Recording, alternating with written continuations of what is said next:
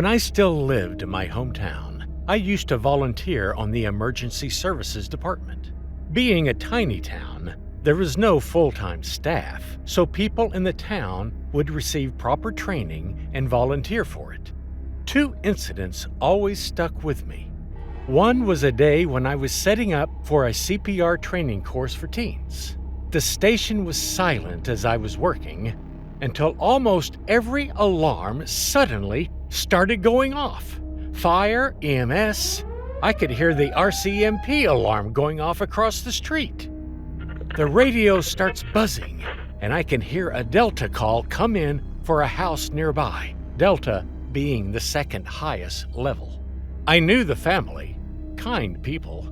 Mom had been downstairs making dinner, and her son was getting ready to go to Scouts.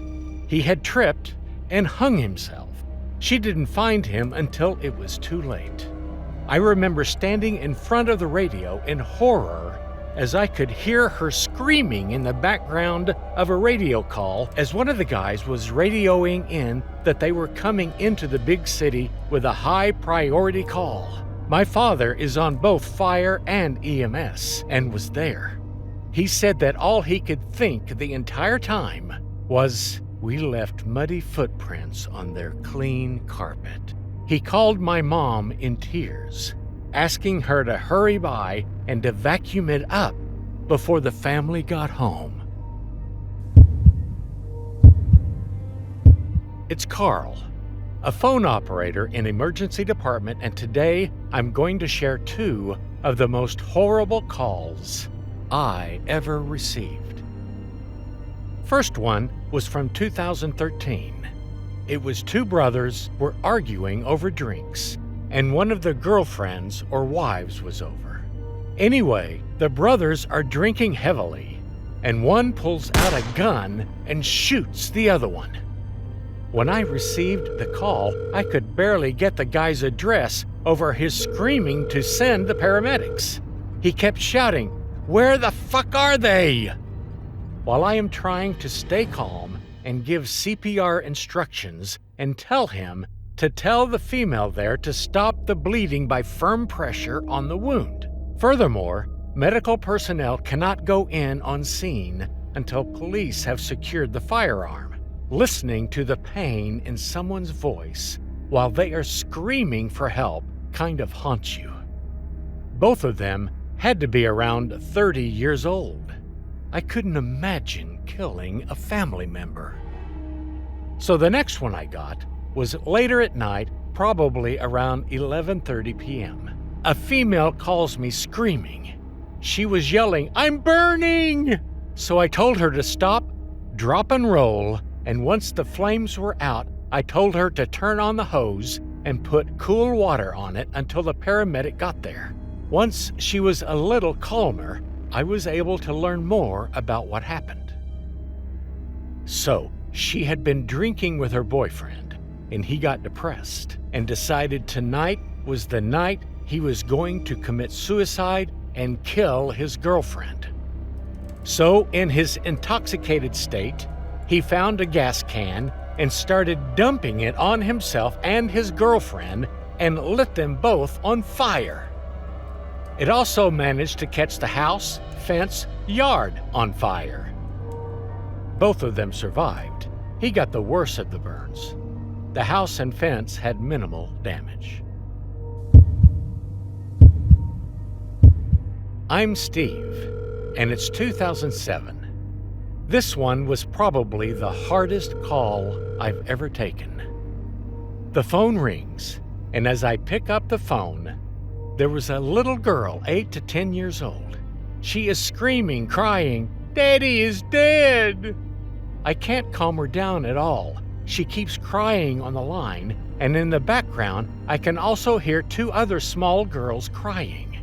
I was watching our call logs, and more calls are coming in the same area for gunshots fired. What had happened is 3 guys had decided to break into a house and thought it was empty, so they rang the doorbell to make sure. The dad startled them and they shot him. So the mother runs out to see what happened, and she gets shot as well. The guys took off, leaving the 3 girls aged 8 to 12 to call 911. We are not allowed to disconnect a phone until police or EMS are on scene.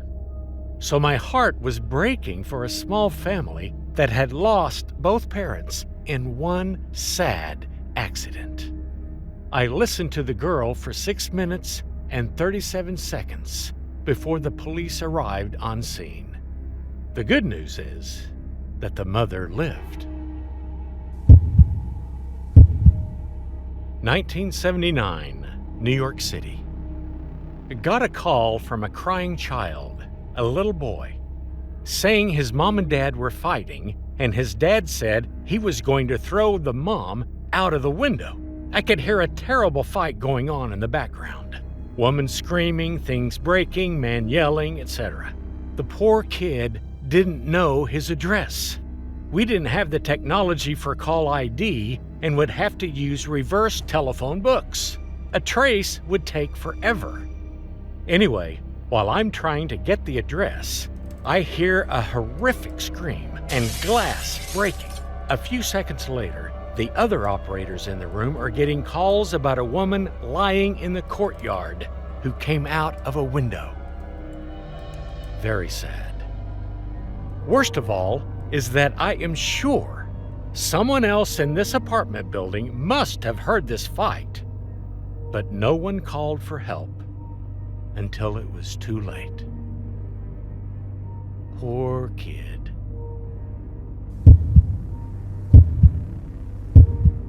Working 911 in New York City during the 70s and 80s was a nightmare.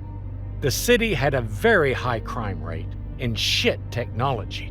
I got involved in 911 after doing some ride-along with the police department the summer before my junior year of high school. I started running the radio part-time on the weekends and during the summer when I was out of school, and moved into a full-time position after high school when a job opened up. It's not illegal for someone under the age of 18 to work at a 911 center, but I wasn't allowed to actually answer 911 calls without an APCO certified operator on the console with me until I was full-time and certified. I was a 911 operator in Mobile, Alabama, the day Hurricane Katrina hit the Gulf Coast. We started getting lots of calls from New Orleans and the Mississippi Gulf Coast for some reason. I guess they started routing to us after all the 911 centers to the west of us started going down.